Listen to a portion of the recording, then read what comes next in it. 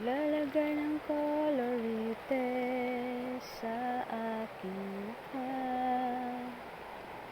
Paano din nila malaman ang tunay